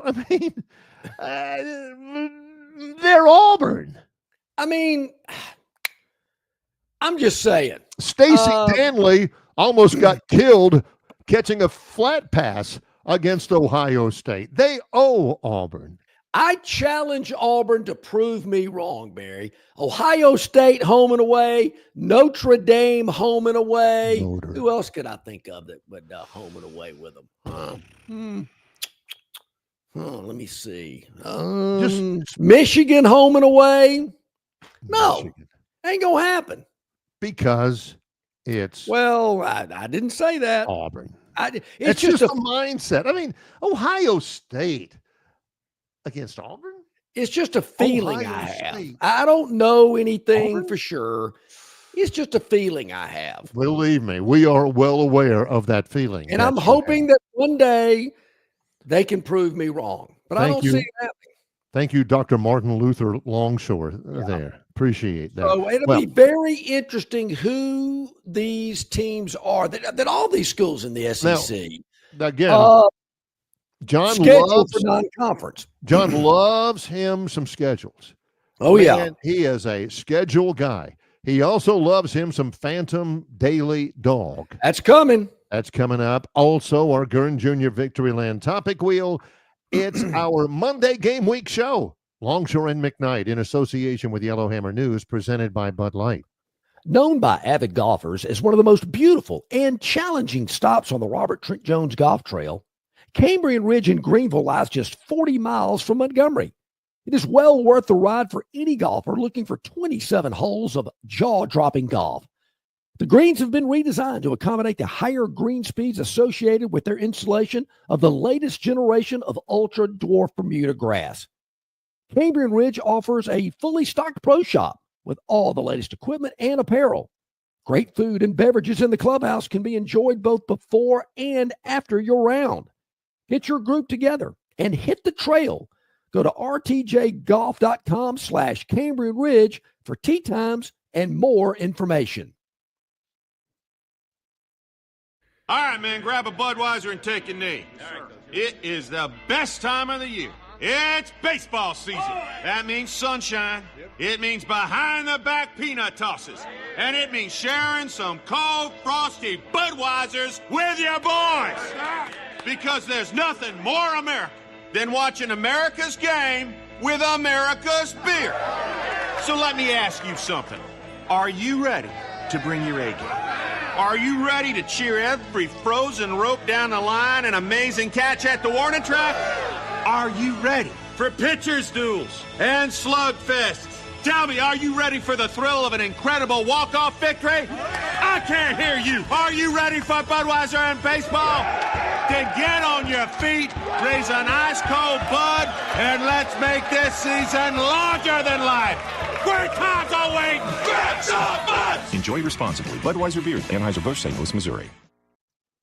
Jim Massey's Cleaners and Laundry is an Alabama-based, family-owned and operated business that specializes in dry cleaning and laundry, serving the river region since 1941. There are 12 convenient locations across the river region. Find one close to you or call 481-1911 for free pickup and delivery. For 83 years, Central Alabama has trusted Jim Massey's Cleaners and Laundry. You should too. It's Longshore and McKnight, presented by Bud Light in association with Yellowhammer News. Great to have you along with us here. We have got a full slate this week. Already Tom Lugenville today. Coming up tomorrow on the show, we'll talk with Brian Matthews, auburnsports.com. We've also got, of course, our man Travis Ryer on YouTube to preview as well. All of this stuff is every week during football season. Really, really looking forward to it all. We as well will also have every day, as we have for months and months and months now, the Phantom Daily Dog. Our daily dog, the Phantom picks it up every week, every day of every week. It's got to be a dog against the line. And it's been pretty doggone good for the Phantom so far, John. Really good so far. Yeah, we'll try and get him back on the show later on. Well, let's go ahead and see if we can get it going right now. The Gurn Jr. Victoryland 777 Topic Wheel, presented by Victoryland 777 Casinos, exit 22 off I-85 in Shorter, Alabama. We have got 5 on the list. 5 on the list. I haven't seen them. Don't know what they are. We act just off the top of our head. This is Bat Boy. Ooh, I've seen videos of Bat Boys almost get run over at home plate. Bat Boy? What could this be? Oh, the Bat Boy got ejected? This is minor league ball in the River Bandits. The home plate umpire, Richie Arredondo. That's from the Quad City River Bandits, a Quad City Times story. Arredondo is calling for new baseballs that delivered by the ball boy who forcibly placed 2 balls into Arredondo's upside-down face mask. In his catching debut. He tried to jam it into his face mask What's this to get him inning? stuck. Quad City's dugout has been tossed. That's 3 ejections for some more baseballs. He's already he threw out the here we go. Cities is starting to warm up. Another man in the bullpen. His valise has been hung out to dry, and someone else He just threw the bat boy out. That's not too terrible, but you can't Someone do in that. Quad You got to respect the umpire. That's not the worst we've ever seen, but that is yeah, you had to do that. Bad boy didn't need to be doing that. Was that Beth Moen's daughter doing that game? I think it was a guy. I think it was I think it was a very young guy. Yeah. Wow. Yeah. It sounded kind of Beth Moen-esque. Oh, yeah, but sometimes she sounds like a young guy, too. So, yeah. Well, she does. Okay, so that's one down. Before we get back to it, do we have a daily dog from the Phantom sorry. We had a little today? technical glitch there. Not sure I did the right thing. Somebody in Indonesia might be getting all my passwords and financial information. Who knows? But the show must go on, as they say. Barry, we had a non-winning week last week. We're not going to sugarcoat it. Friday. It was a non-winning week. One of the few non-winning weeks. I think out of all of it, only the second one, maybe the third all year. They have not come in very often. Yes. So here's the deal. What do we got? We were looking at tonight's Monday night game. Oh. It's the Washington. No, it's the Bears and the Vikings. You know what I found interesting about that game, Barry? Why would you play a division rival in the preseason? That's a very good question. I don't know why you do that. You're going to play them twice in the regular season. Why show them anything in a preseason game? I don't know. I ain't touching it. To me, sounds kind of crazy. All right. He was considering it, but didn't like it. Okay. Didn't like All that. right. Did not like that mojo one bit. All right. So we are going with a game in Major League Baseball, Barry. All right.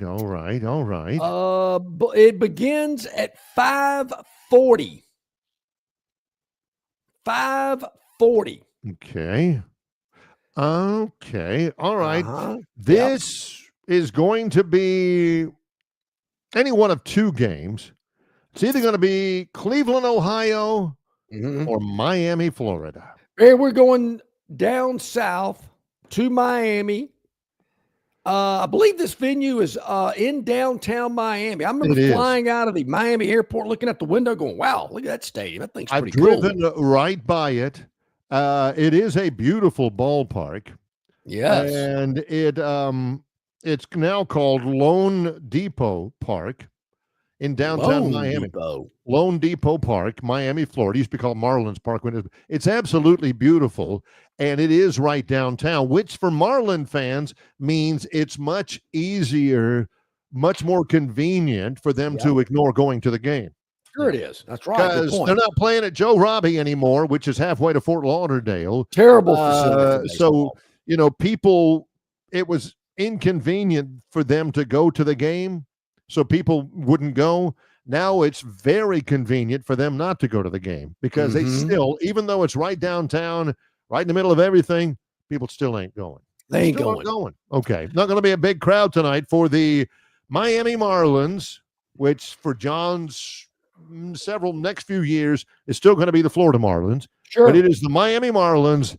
We've won 2 World Series titles, I believe. And there are only 2 World Series they've appeared in. They have. And they are taking on, again, the Atlanta Braves. So a lot of people have been telling me Braves are done. Sting, not any good. Bad. Season's over. So I went and looked at the standings, Barry. To my amazement, the Miami Marlins are ahead of the Braves in their own division. Even though the Braves have been a little bit warm lately. They've won 7 of their last 10. The Marlins have lost 3 of their have lost 7 of their last 10. Braves are 17 games back of the Phillies, who have now got a little bit of separation between themselves and the Mets. Marlins are 15 games back. Braves are 17 games back. Well, Barry, tonight The Marlins are taking business because they are a home underdog. Plus 105 in Miami tonight, taking on what I'm told is the struggling Atlanta Braves. I guess we'll see. Don't buy into it. Buy into the dog here, but don't buy into the Braves long term. What is the pitching matchup tonight, by the way? Spencer Strider. Do you not look at the pitching matchups? To be all honest with you folks, no, I don't. For two reasons. A, I don't know who these guys are, and I just don't pick them that way. Yep. Edward Cabrera, who is 6-7, goes a right-hander for the Marlins. For the Braves, it was one of the hottest pitching prospects in all of baseball. Spencer Strider was absolutely phenomenal. This year, Strider out of Clemson, 5-11 with an ERA north of 5 runs per game, and he's been especially putrid lately. So on a Monday night, and they're coming off a road game. He's actually, come on. Yeah, he's actually been even worse in his last 7 starts.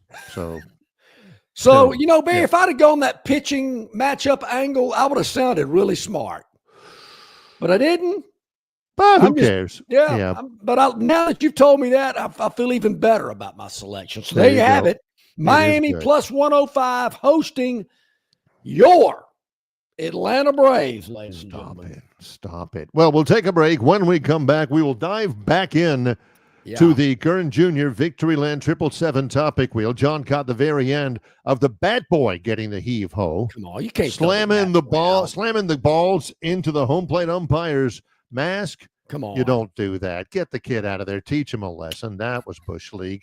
We'll return in a moment. It's Longshore and McKnight in association with Yellowhammer News, presented by Bud Light. You're not buying sticks, stems, and pine cones.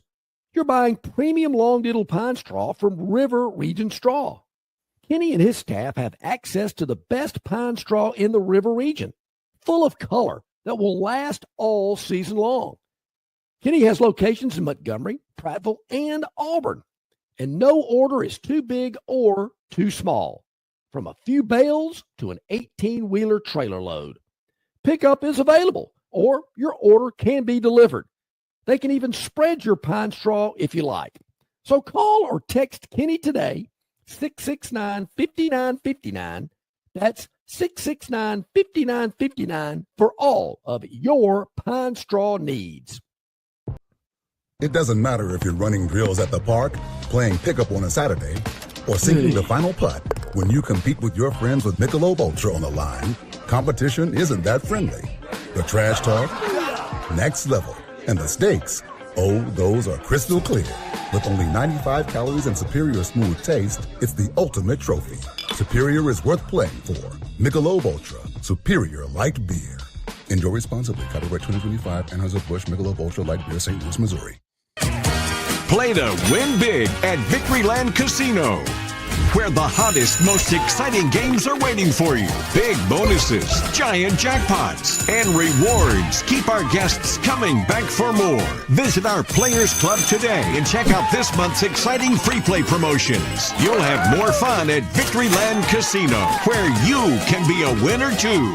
Victoryland Casino, off I-85 exit 22 in Shorter, Alabama. Must be 21 or older.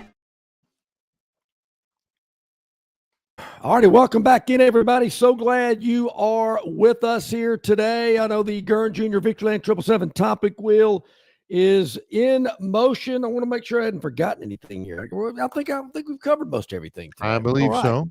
Yep. Here we go. All right. Man, 4 more to go. Let's see what we got. Kern Jr.'s Victoryland 777 Topic Wheel. Let's spin it, Kern. What do we got? I kind of like see you later. But instead, it is caught napping.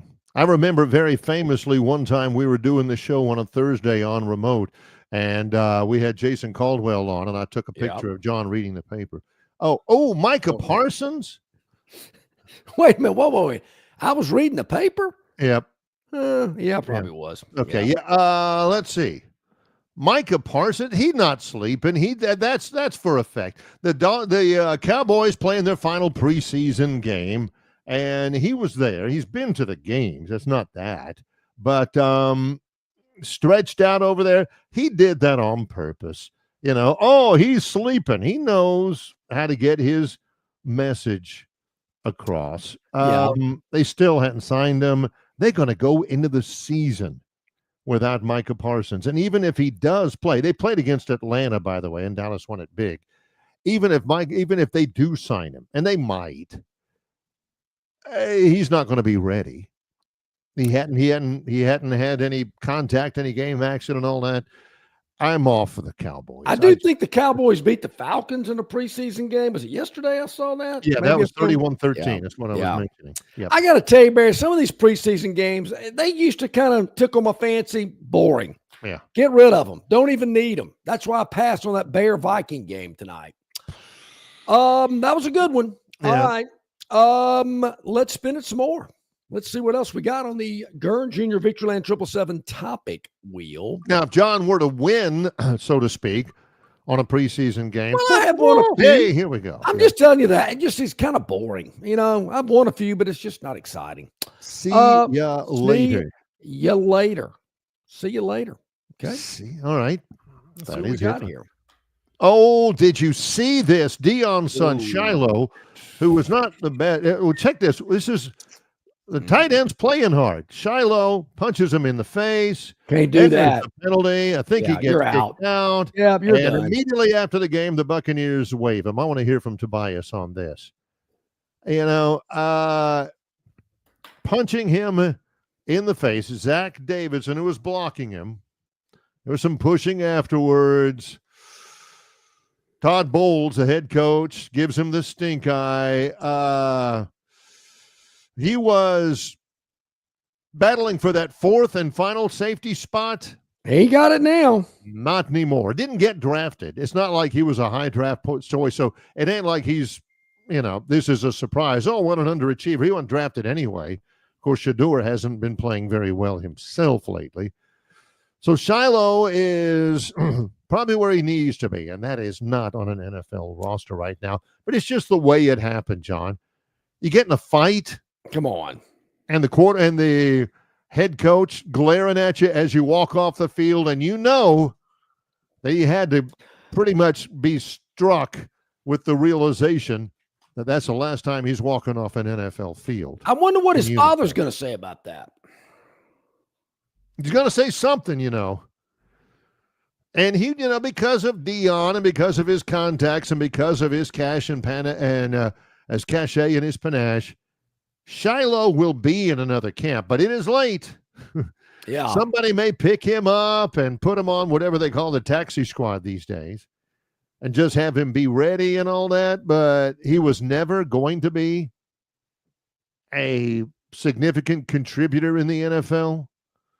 Now he's not a contributor at all, so he's out. Tough stuff. All right, can't be doing that. Thing to do. Now, Barry, I'm not opposed to you just can't do it right there next to the official. I mean, the ref is standing right there. Oh, now, if these NFL teams need for me to come in one day and give them the nuances of how to poke a guy, jab him, intimidating, get in his ear without the ref seeing it, I'm your kidney man. punch when you're blocking him out for a rebound, that kind of stuff. Here's the other thing about it as well, and John has pointed this out.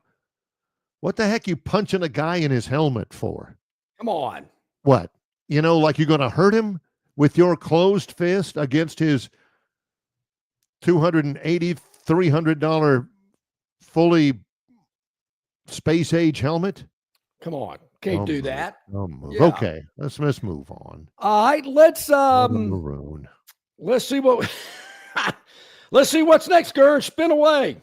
All right, got two. Been guilty of this, maybe a little bit myself here and there, mostly at Yahtzee with the family. Danily Medvedev, lost in the U.S. Open. Ooh. Those things are expensive, John. Don't be. Yeah. It's hard to bury those graphite and metal and these material. Composite material. A wooden racket. I mean, 1-2 max. That thing's broken. But these things now, It's you got to whack them. Now, what are you doing there? What are you doing? It's already broken. What are you? All right. He can't. He's trying to break the rest of it. He's not strong enough to. Look at the guns on that guy. Yeah. And he's thinking, well, he doesn't even look all that mad. And then he throws it into the crowd. You know, Barry, that's what tennis is missing. The McEnroes, the Ely Nastase. Yeah. Yeah, those guys, you know. You need a little bit more of that. I saw one player a little while ago that was he gave the referee the FU loud as he could. Can't be doing that. I'm not counseling that, but yeah, it does get people's attention. By the way, news in it is a bumper crop for former Auburn quarterbacks. Oh, what happened? Former Auburn quarterback Walker White is not going to be the starting quarterback at Baylor. It will be Sawyer Robertson. Tom Lugenville was a big fan of his. But the starting quarterback, it has been named at Wake Forest. Oh. Robbie Ashford. Now, Robbie has played at 3 other schools besides Auburn. He's played at 4 schools total. Yep. Played at Oregon, then Auburn, last year at South Carolina, this year at Wake Forest. Named starting quarterback for Wake Forest, former Auburn quarterback Robbie Ashford. Good for him. 7th-year senior quarterback Zach Calzada, starting quarterback for Kentucky. He's played at 4 other schools as well. Beautiful. Texas A&M, Auburn, and Incarnate Word. So they're both like a school insulated from Auburn. Yep.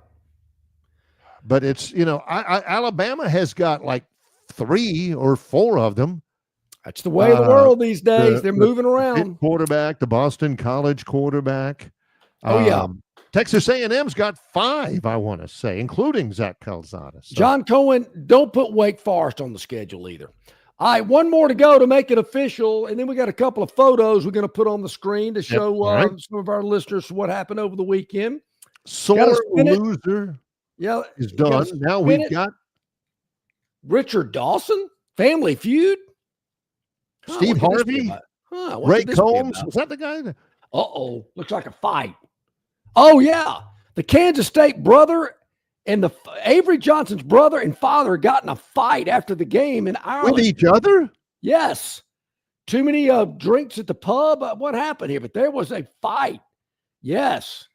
And trying to pull the dad off the son or the son off the dad? I guess the brother said something not so complimentary about Avery's performance, and dad had enough. I always liked you better. Oh, now, that's didn't the father and son get in the fight? No, a guy shot his son after Arkansas beat Alabama in football one year. After Alabama, Arkansas. Sure did. Yeah. Very tragic. I think, they went to the Irish pubs. They were there a little bit too long, it looks like. But I did see that. Come on, Pops. That's a good get there, Gurn. I did not see that. I did not know that. Kansas State didn't win it. Maybe they lost a little coin to one of those Irish bookies. Bet they did. Never know. All right, there's your Victoryland 777 Topic Wheel presented by Victoryland 777 Casinos, exit 22 off I-85 in Shorter, Alabama, where you can be a winner too. And look at this, Barry. Here's a good sign for you. Look at this picture. See the rainbow right there? See there's a pot of gold at the bottom of that rainbow. There is a pot of gold at the end of that rainbow. Somebody sent me that picture. They were on their way to the M.A. Tallahassee game on Friday night. Woo, MA blew them out at Hot O'Brien Stadium. I'll tell you that. And I saw that rainbow. I said, man, there's a pot of gold there at Victoryland. So you better go get your share as well. Also, Barry, a very special anniversary. Our friends at River Region Straw, 15 years here in Montgomery, in their East Montgomery location. Kenny and his staff, a big thank you to each and every one of their loyal customers from River Region Straw. Some photos there of the big River Region Straw location on Chantilly. Go by and see them today. Love those. Hardly 15 years. Congratulations, Kenny. Good job at River Region Straw. We have time for one more shout out here, since we very appropriately are shouting out Kenny and the staff at River Region Straw and our friends over at Victoryland 777 Casino. Can we give a final note here on the program? Happy birthday to Big C. Big C birthday today. Way to go, Colin McGuire. Don't know how old he is, but however many years he's lived, he's packed a lot more years of living into the years he's actually lived. I'll tell you this, Barry. No question. Senator Tuberville better be glad Big C's not running for governor, because Tubbs might not have a chance. Everybody knows Big C. Everybody knows Big C. I'm with Plainsman Preston. I'm trying to figure out, he was very famously a manager on those great Alabama football teams of the late 70s, which would put him about 68 or 69 years of age. His high point was when not only whenever he was on our show live from the bathtub, was that the but toilet? Also he was live outside Jordan-Hare Stadium in the what does John call it? The mountaintop game? No. This was Terry Bowers, like the 93 or 4 the 93 game. Yeah, 93, 94 game, because Big C was walking around with a T-shirt on that said in block letters, "I am not Terry Bowden." Big C's about 4'1" or something like that. Oh, he's the best. Gurn Jr. grew up down in the Greenville area. He probably can find out for us how old Big C is.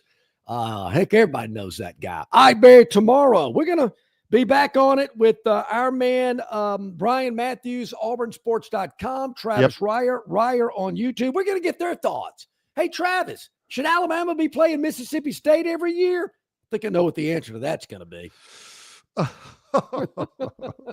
Yeah, for our great and good friend Tom Lugenville, yes, Gurren Jr. He's John Longshore. I'm Barry McKnight. It's Longshore and McKnight in association with Yellowhammer News, presented by Bud Light.